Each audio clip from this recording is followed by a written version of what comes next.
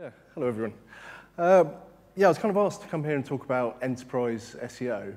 And there's a few things that are very important at the moment in enterprise, but the one that's just dominating at the moment is mobile. And I thought it'd be quite useful for me to cover mobile from my perspective, bring you up to date on it, especially you guys at a client side, and give you a kind of perspective of someone who's obviously in a telecommunications company. So kind of how we approach mobile, how we want to approach mobile. So yeah, I'll kind of take you into that. As John said, I think in his bit, we've talked about this for years. Now is the year of mobile. I think we were saying this in 2006, 2005, 9, 10. Now is the time. Now is the time for mobile. Yes, definitely now. And I'll try and make a convincing case about why, now is the time for mobile and why you really need to sort of jump into this. There's been some significant changes this year, absolutely monumental changes. So first some data, and this is one of the changes. And again, I put the sources here, so please, go and check these data sources for yourself. Google is doing a huge amount in terms of pushing out this data, because obviously it fits their agenda to sort of get mobile adoption up. But it is incredibly useful. You can see on here, basically the red line is basically we're using smartphones more often than a computer. That's an amazing statistic, if you see that. We're approaching 25%. Austria, UK, all the way over here. It's growing dramatically. And the other really important one is equally via smartphone and computer tablet. And I think this is I think this has happened for a few reasons. One, phones have got better. The $50 smartphone has gone kind of global. Everyone's got access to this technology. Secondly, data packages are only getting cheaper. So we can access data at any point. And then you've got the obvious one, is that we have a phone on us all the time. And I think this is a really simple point, but we seem to forget about this. Everyone is carrying a phone. All of you will be carrying a phone. Then we do a show of hands. I'm pretty sure most of you will be carrying a smartphone. So you have access to the internet. You're always on. You're always accessing the internet. Some other data that Google shared with me, which is kind of similar, which has been taken down, actually, from the consumer site. But this is basically who accesses only through mobile. So they don't use a desktop. And certainly, because I'm dealing with this globally for Vodafone, and I've got South Africa that has a 55% access only through smartphones. This is a very dramatic change. I can't access these, if I can't reach these people. Bas was talking about reaching consumers. If I don't have a mobile configured site, if I'm not thinking mobile, I'm missing this audience. I'm literally not communicating with them. And these numbers have grown. I've been watching these numbers grow year on year. As I say, the reasons for it growing have been the proliferation of smartphones, but it's also, it's a demographic thing. It's younger people. If you want to attract younger people on the net, they're not using desktops. They're using phones. They're using WhatsApp. They're using social media apps. They're simply not using desktops. And this is a change that we need to embrace. If you want to get the future of the internet, the future of reaching these consumers is going to be through mobile. Or more importantly, it's going to be through multiple devices, not necessarily a desktop. So a mobile approach isn't just thinking about the mobile, it's thinking about how do we deal with multiple platforms to reach consumers. And I think that's why Google kind of tries not to focus too much on mobile. They try and focus on the connected consumer. This is the shift that we need to start thinking about. There's been a lot of discussion in terms of mobile website versus app. And I think you see these stats kind of come out fairly regularly. The interesting thing about these stats is they're wildly different. Every time we have one of these, what did ComScore? So ComScore told us that smartphones, well, basically everyone loves apps. They said it's kind of 88% apps. Brilliant. So everyone's going, oh, we need an app. Great. So, which must be very confusing for businesses because they're told, oh, you need to develop an app. It's a very confusing message. Another study comes out, IAB, saying, well, actually, it's kind of about equal, really. People kind of like apps, they kind of don't like apps. So what's the truth in this? And I think the really important thing out of the IAB study was not the stats, it was the fact that 52% of the people who were using apps admitted that they sometimes click web links. So are they on an app? Are they on a mobile website? If they click a web link within an app, they're back on your mobile website. So it's getting very confusing about, what is an app, what is your mobile desktop, and yes, essentially, so what do you do as a business? So you meant to develop an app. You should be thinking about what you should be doing for your consumers, and the answer may be an app, it may be a desktop website, but whatever it is, it needs to be accessible through mobile. There are arguments for each, but it's having a mobile presence. The people who like using apps are generally, they're using Pulse, they're reading news, it's generally content that they're getting through, or it's social media interaction through apps. So these stats can be very weighted towards the kind of people that are using this activity. So it comes back to that thing, the consumer. What can you do to help your consumer access you better through mobile? And it just really doesn't matter about the platform, it matters about the experience. And that's the thing to focus on. Because confusion, it's getting, we're getting a whole new level of integration now. And this is one of the big developments this year. The Google's kind of coming out and saying, what's the best answer for a search? Is it a website? Is it an app? And they go, no, sometimes it's a website, sometimes it's an app. It doesn't matter. So what they've done is they've integrated apps into their search algorithm, into the mobile search. So we now have the capacity to index content from our app as results in mobile search. That's a massive, massive change. Google actually introduced this in 2013, and I think everyone said, this sounds quite interesting, but the thing was, it was only indexing content from the apps that you had installed on your phone back in 2013. And everyone went, that sounds that's good, but it's nothing like you can do now. Now we can actually take content from apps that they haven't got installed, put that content into the mobile web, and use it as a discovery system for our own apps, for our own brand. Because they'll come to the result. You can see a sample result there on the right. So I come in there, It's a Wonderful Life, I want to understand about that film. I've got the the IMDb app, and it's encouraging me to download the app. So if I've got the app on my phone, it'll open it. But otherwise, I've downloaded that app. I've then got more engagement with that brand. I've downloaded their app, I'm using their app. That's a huge fundamental change, and it's incredibly easy to do. This is literally taking sitemaps of content in your app and having them indexed into Google. And you do this through Google Webmaster Tools, or Google Search Console, it's called now. So Google's actually provided this integration, and Microsoft is also providing this integration. So please, when you're doing the Google one, definitely do the Bing one.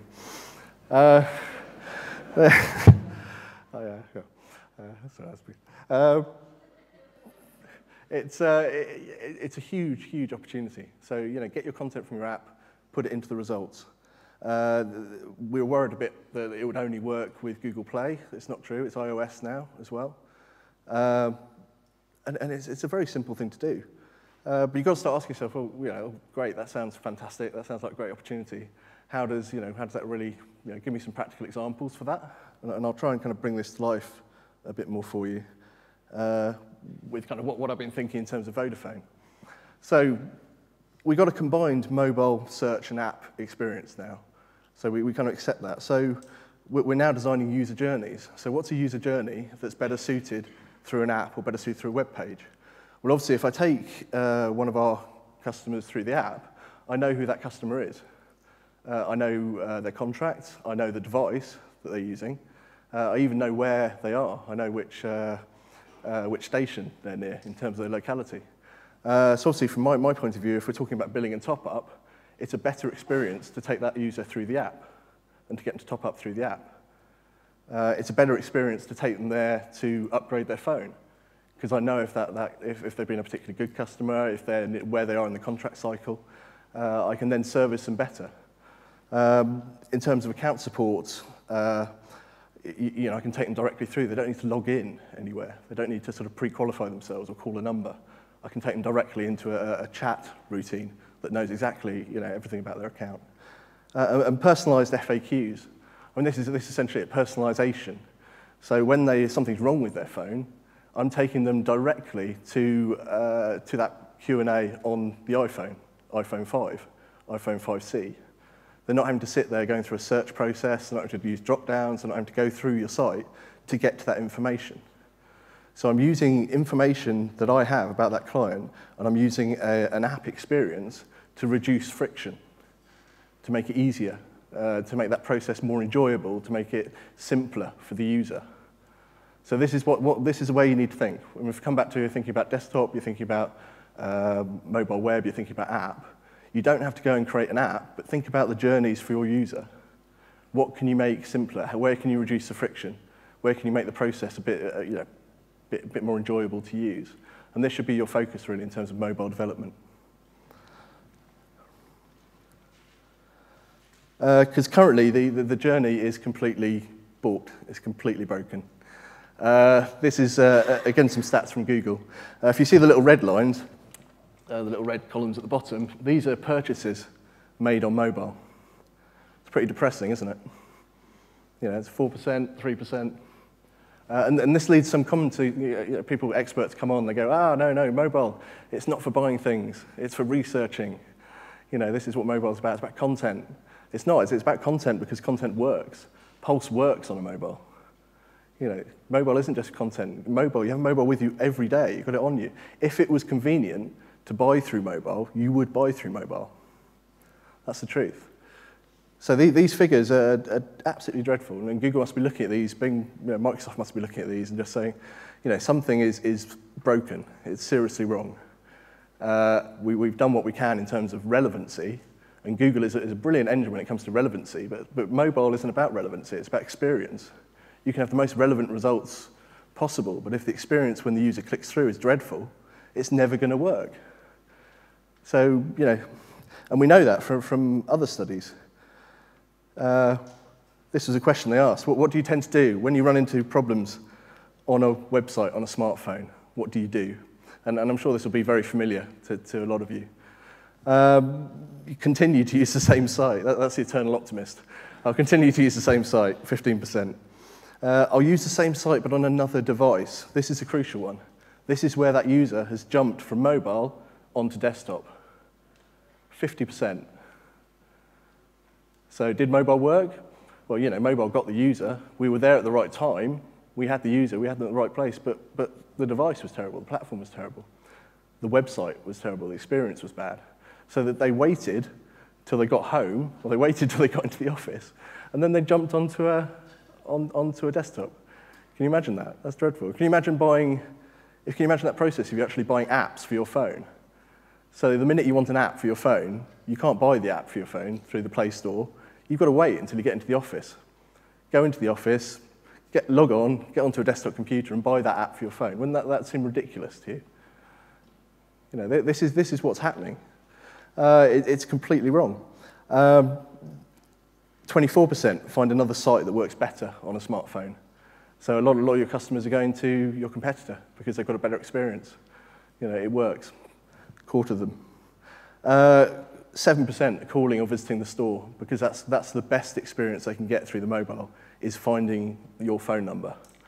That's a pretty low bar. And you're increasing your support costs because all those people are calling through to you. They didn't need to call you.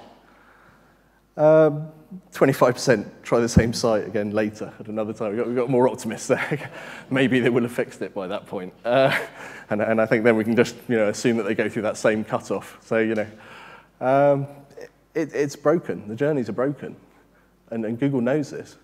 And it doesn't have to be broken. That's the really silly thing. It really doesn't have to be broken. And I'll admit that Domino's is actually a previous client of mine. I work with them. They developed their app. I mean, how many people here have used the Domino's app? Yeah, I mean, that's pretty impressive. 1 in 8 people in the UK have downloaded that app. Wow, that's some coverage. I remember, I was actually working on it when they first launched the first iteration of the app. And you can see there with the figures, 2012, it accounted for 1% of sales. That was, they're a little bit, they could see that mobile was the future and they're a very progressive company, but they're a bit disappointed with 1% of sales. But they focused on usability. They focused on what would make that process completely friction-free for users. And they got it better. And they went through the second iteration, the third iteration, and they've got to about the 5th, 6th iteration now. But now it accounts for 40+% of their sales to Domino's. that app. You know, that is a really inspiring story about how you've created an experience that works on a platform that people have with them at any time. So I'm coming back from work, I'm on the train, I order a pizza. You know, I'm with a friend, I'm coming back home, I order a pizza. You know, this isn't just about fast food, this is about convenience. And anyone who's kind of used Amazon Prime, they've used anything, you know, convenience is where it's at. Friction-free convenience. And that's what Domino's have really nailed with their app. To the point of view now that they simply couldn't believe, you know, couldn't understand operating without it. It's become a major part of their business. So, you know, we know that it can work. You know, it can work if you have that philosophy. And the tipping point has come for Google, because Google's got this stat, that they know this background stuff, they know it should be working, it's not working, there's very little they can do about it. This has kind of put the search engine in a bit of a strange position, because this is literally out of their hands. It's down to the individual webmasters, and the tipping point came in May this year, when, as I think John and a couple of other speakers said, we have more searches taking place on mobile than we do on desktop. That happened this year. We were predicting it for a while, it's finally come. And that was confirmed, you know, about a month ago, that UK was one of those 10 countries. So there is now more mobile search than there is desktop search. So if anything is going to, you know, set up warning lights, flares, red flags at a Googleplex, it's going to be a stat like that. And I think they're quite worried about this. I think they're worried about it because the things that are working on mobile at the moment, if you look at LinkedIn, they've got a fantastic app. Who here uses the Pulse app or connects with LinkedIn? Yeah, it's a great app because it takes content and it makes it very easy to read, and it's something that people are following for the news. They're building on this. They're bringing in other producers, other content producers. They're expanding on this. The same thing's happening with Facebook. And again, we have, I mean, this is so relevant. I mean, June 25th, they're ramping up their content distribution in Facebook Instant, because they can bring in the content from everyone else who's not optimized for mobile, bring it into the Facebook app, and provide a mobile experience that people want. Can you imagine that? Google, with the money, with the Googleplex, with the years of development, could lose market share to an app. That must be a frightening thought, a Googleplex, a really frightening thought. You know, so they need to do something about this. And they are, and this is why you're seeing such rapid announcements in terms of mobile. We're seeing an announcement roughly every sort of week or 2 weeks. We're seeing something more about mobile, and this is why I really want to kind of get everyone here to understand the importance of this. This is time to jump on mobile. People talk about carrot and sticks. Seriously, I've been working with Google now for 18 years. It's all carrot now. You know, this is you're going to see so many carrots thrown at you. Probably. I think, you know, Microsoft would probably be the same. We're going to have a lot of carrots thrown at people to get this sorted out, because Google can't fix it themselves. They need you to fix it for them. So, you know, they're pulling the levers they can to increase the quality. So all the levers are getting pulled. You've got high-quality apps. I mean, they're going to give them positive ranking factors in mobile search. So when you have indexed your content within your app, they're going to start pushing this up the search listings. They're going to give you more traffic, more visibility. They're going to start featuring your app at the top of the listings. You know, if you're in a generic, I mean, obviously for brand, I mean Vodafone, I want anyone who's engaged with Vodafone, who's coming there on a support query, who's coming there for any of these kind of billing, any of these things, I want them to download the app. I want engagement with the app. I want downloads with the app. Google is allowing that to happen. They're going to be bringing in apps from the App Store. They're going to be bringing in apps from the Apple Store. They're experimenting with mobile-friendly tags. You've seen them kind of, they're balancing it between, is it mobile, is it, you know, do we add a slow tag, do we add a fast tag? I guarantee you they're going to go with the fast tag. They're going to go with the mobile-friendly tag, not with a mobile-unfriendly tag. They're going to do this, it's going to be completely carrot. They're going to keep pushing up the businesses that give a good mobile experience. And we have Now on Tap.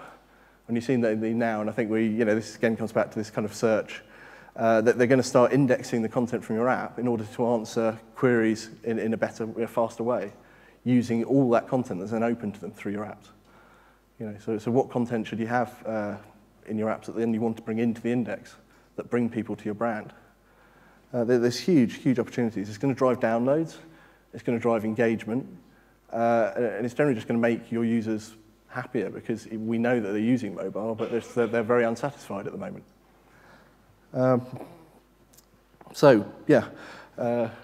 This very quickly, sorry John, you've been waving at me for a second. So I want to make this practical. So this is a big subject. So this presentation will be available for all of you to download. I wanted to put in the mobile SEO checklist for you, just to bring you up to date, rapidly get you on place with mobile. These are the areas that you should be looking at now, really. In terms of basic mobile checklist, and I'm hoping that hopefully you've done most of this, but get an acceptable mobile configuration. Google has never been more transparent, they've never been more transparent with what they want to happen now. So go and read the guidelines. Make sure that your pages are passing the Google mobile friendly test. You're getting that little label in all the search listings. People got really obsessed about Mobageddon, and they kind of did loads of stuff. We got worried, oh no, year 2K. That was really just the first step. You can see here that this is a progression. They need to get everyone to this point of quality, and they had to start with quite a low bar. There was never going to be big penalties for Mobageddon, but that is only the first step. So don't think now, past Mobageddon, that's finished. It really hasn't. We're just starting that journey. Move towards responsive web design. I know Google and have given recommendations for separate sites, but let's be honest here. Responsive is simply the only way to go. There's only one answer to that, and then that's not even to do with mobile. It's to do with the fact of we need to think about multiple platforms and what's coming next, what's coming after mobile. When I've got a screen in my car, when I've got a screen on my fridge, this is going to happen within a matter of years now. And the adoption of these new devices is more rapid every time they come out. How's the watch going to interact? What are we going to be doing? So the understanding of responsive is understanding that we have multiple platforms. So how do we deal with them? And get monitoring your desktop mobile rankings, your traffic and conversion. Know your stats, because you need to know how much you're missing and justify the cost on getting this work done. In terms of advanced, and also this is why I'm doing it to download, because these are areas that you should go off and do some revision on. Integrating your app with Google, with Bing. App analytics, getting that cross-platform tracking, because the minute you move to moving your app results in, you're going to lose that SEO traffic. App Store optimization, old school SEO, titles, meta. Focus on performance. It's a massive thing. It's something we're trying to do at Vodafone. People will not, mobile is about experience. If it is slow, if your mobile site is slow, if your app is slow, it'll cost you. Focus on performance. Get SEOs involved in user discussions, user journeys. Think about how you can serve better journeys to your business that might be served through different platforms. And think mobile first in terms of content strategies and campaigns. Last week, Tesco did a brilliant campaign with the Impulse app, where you went into Tesco and you walked past the ice cream stand, and locality said that had a deal on Magnums. We're gonna see more of that. So think about content mobile first in terms of your content, in terms of how you think about your advertising. I've given you a lot of links there, so there's a lot of reading to do around here, and I'm more than happy to answer questions on mobile. So I hope that was useful. Thank you.